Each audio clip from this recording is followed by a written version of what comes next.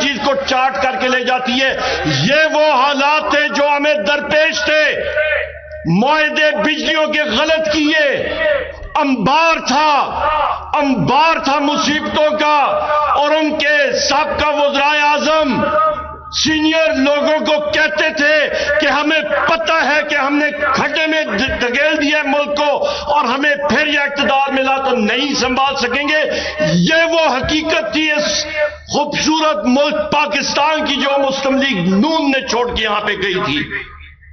اس کے ساتھ ساتھ کہتا چلوں کہ قرضوں کی حالت 1947 سے لے کے 2007 تک، یہ ابھی ذرا سن لیجئے گا غور سے، 1947 سے لے کے 2007 تک ملک پہ 7,000 ارب روپے کا قرضہ.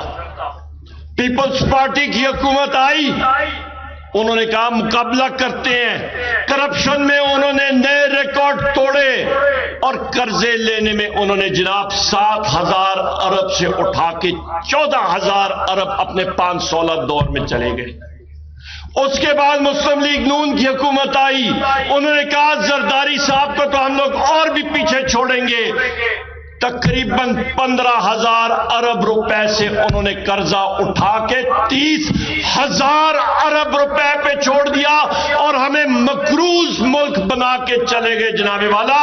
اور وہ کرپشن کی رقم کدھر گئی؟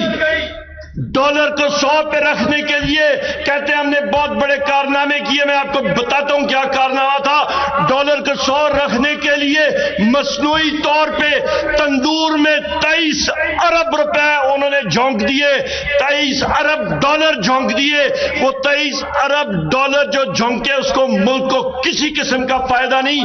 کم از کم تندور میں لگاتے تو آپ اور ہم لوگ کم از کم مکئی کی روٹیاں یا ایک اچھی سی روٹی تو کھا لیتے، پر اس کا ہمیں کوئی فائدہ نہیں ہوا.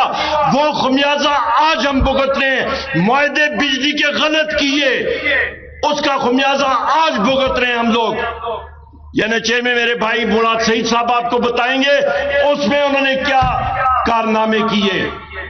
یہ وہ ملک ہمیں ملا تھا جس کی بنیادیں خدا نخواستہ انہوں نے ہلا کے رکھ دی تھی. اور یہ ہمارے لیڈر عمران خان صاحب ہی ہیں جنہوں نے ملک کو آہستہ آہستہ سنبھالا دیا. جس وقت مودی سرکار نے اٹھ کے ان پہاڑیوں کے پیچھے شاہ صاحب کے گاؤں کے قریب، یہ بالاکوٹ کے قریب، رات کے اندھیرے میں جس وقت ہندوستان کے 1 درجن جہاز آئے تھے، آپ کو وہ دن یاد ہے کہ نہیں یاد؟ وفاقی وزیر عمر ایوب مانسہرہ میں عوامی اجتماع سے خطاب کر رہے ہیں. ان کا یہ کہنا ہے کہ ہمیں ملک بہت زیادہ تباہ شدہ حالت میں ملا تھا. عمران خان صاحب ہمارے موجودہ وزیر اعظم، ہمارے لیڈر آہستہ آہستہ ملک کو سنبھال رہے ہیں. گزشتہ حکومتوں نے مقروض اور تباہ شدہ ملک ہمارے حوالے کیا.